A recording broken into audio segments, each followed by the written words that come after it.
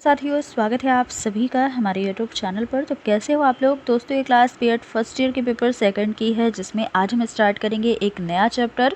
तो आज का हमारा टॉपिक होगा संवेगात्मक विकास या इमोशनल डेवलपमेंट। जानेंगे इसका अर्थ क्या है और इसकी परिभाषा।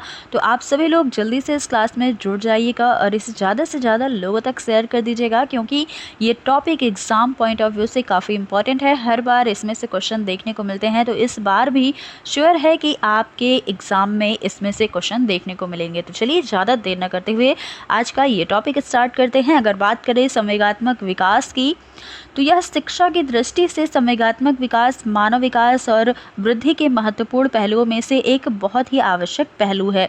यह सर्वमान्य तथ्य है कि संवेग जो है वो अधिगम या सीखने को या लर्निंग में महत्वपूर्ण भूमिका निभाते हैं। संवेग क्या है? तो आपके अंदर जो गुस्सा है, प्रेम है, क्रोध है या भय है या डर है, तो ये सारे क्या हैं? ये सारी चीज़ें संवेग कहलाते हैं। अध्यापकों के लिए संवेगों की प्रकृति, विकास क्रम और अभिव्यक्ति तक बालकों के पहुँचने की जानकारी रखना आवश्यक है। संवेग व्यक्ति के व्यवहार को निर्देशित करते हैं और शिशु, बालक, किशोर सभी लोगों में ये संवेग के भाव पाए जाते हैं और वे व्यक्तिगत रूप से प्रकट होते सबके अंदर हैं, लेकिन किसी के अंदर गुस्सा ज़्यादा है तो किसी के अंदर कम है, किसी के अंदर प्रेम की भावना ज़्यादा है तो किसी के अंदर कम है। तो ये व्यक्तिगत रूप से प्रकट होते हैं, लेकिन होते सबके अंदर हैं। तो संवेगात्मक विकास क्या है? तो संवेग का विकास होना ही संवेगात्मक विकास है। बहुत ही सिंपल सा है। तो ये क्या है? एक मानसिक दशा है। संवेगात्मक विकास में संवेग का महत्व होता है, इसलिए हम सबसे पहले इसका जो संवेग शब्द है उसके बारे में जानेंगे। तो आज हम जानेंगे संवेग का अर्थ क्या है और इसकी परिभाषा। देखिएगा, बात करें संवेग की यानी कि इमोशन की, तो संवेग प्राणी का एक आंतरिक अनुभव होता है जिसमें उसकी मानसिक स्थिति एक उथल पुथल के रूप में व्यक्त होती है। हम संवेग को प्रायः मूल प्रवृत्ति ही समझ लेते हैं, लेकिन ऐसा बिल्कुल भी उचित नहीं है। इसमें कोई संदेह नहीं कि संवेग भी मूल प्रवृत्ति की भांति एक जन्मजात प्रवृत्ति है, लेकिन दोनों में क्या है? भिन्नता है, डिफरेंस है। जहाँ मूल प्रवृत्ति क्रियात्मक है, वही संवेग क्या है? भावात्मक प्रवृत्ति है। भय है आपके अंदर तो ये क्या है? आपका भाव है। अगर क्रोध है तो वो क्या है? आपके अंदर एक भाव है। संवेग का अंग्रेजी रूपांतर इमोशन है। आप इसे इंग्लिश में इमोशन कहते हो, जो लैटिन भाषा के इमोवेयर शब्द से बना है, जिसका अर्थ होता है उत्तेजित करना या एक्साइट करना। इस शब्द को ध्यान में रखते हुए कहा जा सकता है कि संवेग व्यक्ति की उत्तेजित अवस्था का दूसरा नाम है। वास्तव में संवेग क्या है? एक जटिल अवस्था है जिसमें कुछ शारीरिक प्रतिक्रियाएं जैसे हृदय गति में परिवर्तन, रक्तचाप में परिवर्तन, ये सारी चीज़ें होती हैं। और इसके अलावा शरीर के बाहरी अंग जैसे हाथ, पैर, आँख, चेहरा, इन सभी चीज़ों में परिवर्तन होते हैं, जिसे देखकर यह समझा जा सकता है कि बालक संवेग की स्थिति में है।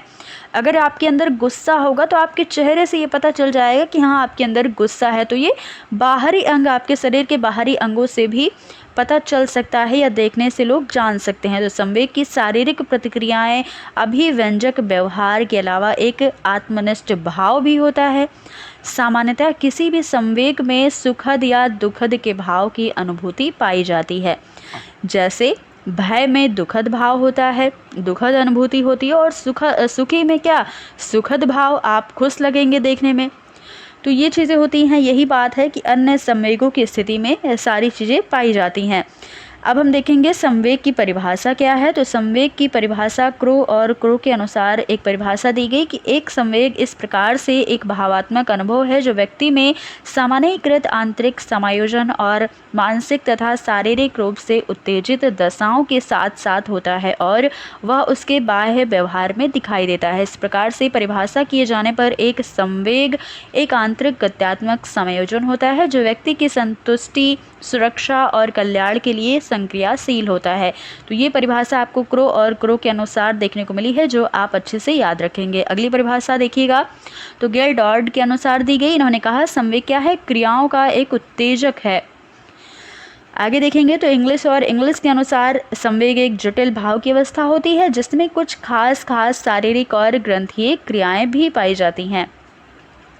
नेक्स्ट है कि वेरोन, बर्न और कैंडोविज के अनुसार दी गई है संवेग से तात्पर्य एक ऐसी आत्मनिष्ठ भाव की अवस्था से होता है जिसमें कुछ शारीरिक उत्तेजना पैदा होती हैं और फिर उसमें कुछ खास व्यवहार भी होते हैं।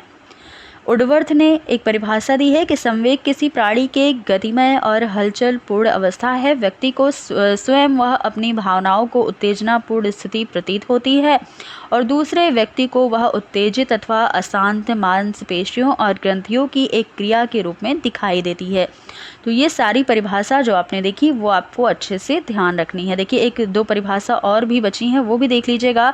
तो चार्ल्स जी मोरिस ने दी, संवेग क्या है? एक जटिल और भावात्मक अनुभूति जिसमें आंतरिक रूप से व्यक्ति को शारीरिक परिवर्तनों से गुजरना पड़ता है तथा जिसकी बाह्य अभिव्यक्ति विशेष व्यवहार प्रतिमानों तथा लक्षणों के रूप में होती हैं। रॉस महोदय ने कहा, जो सबसे ज़्यादा इंपॉर्टेंट है, इनकी परिभाषा देखने को मिलती है एग्जाम में। संवेग क्या है? चेतना की वह अवस्था है जिसमें रागात्मक तत्व की प्रधानता रहती है। तो ये रॉस महोदय के अनुसार परिभाषा है, ये सबसे ज़्यादा इंपॉर्टेंट है।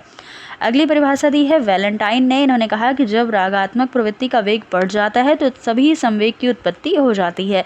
जर्सील्ड महोदय ने कहा कि किसी भी प्रकार के आवेश आने, भड़क उठने तथा उत्तेजित हो जाने की अवस्था को ही संवेग कहा जाता है। और देखिएगा लास्ट यहाँ पर डेफिनेशन दी गई है पीटी यंग के अनुसार। इन्होंने कहा, संवेग मनोवैज्ञानिक कारकों से उत्पन्न संपूर्ण व्यक्ति के तीव्र उपद्रव की अवस्था है जिसमें व्यवहार, चेतना, अनुभव और आभारवय के कार्य सन्निहित रहते हैं। तो दोस्तों यहाँ पर कई सारी परिभाषा जो आपने देखी, आप सभी को यहाँ पर परिभाषा जो है वो दोनों लैंग्वेज में देखने को मिलेगी, हिंदी और इंग्लिश दोनों में। तो अगर आप चाहें तो हिंदी में याद कर सकते हैं, नहीं तो आप चाहें तो इंग्लिश में भी इसे याद कर सकते हैं। तो दोस्तों अब अगर आपको ये क्लास पसंद आई तो इसे ज़्यादा से ज़्यादा लोगों तक शेयर कर दीजिएगा, वीडियो को लाइक कर दीजिएगा और चैनल को भी सब्सक्राइब ना किया हो तो कर लीजिएगा। तो फिर मिलते हैं अगली क्लास में, तब तक के लिए धन्यवाद। आप सब पढ़ाई करते रहिए।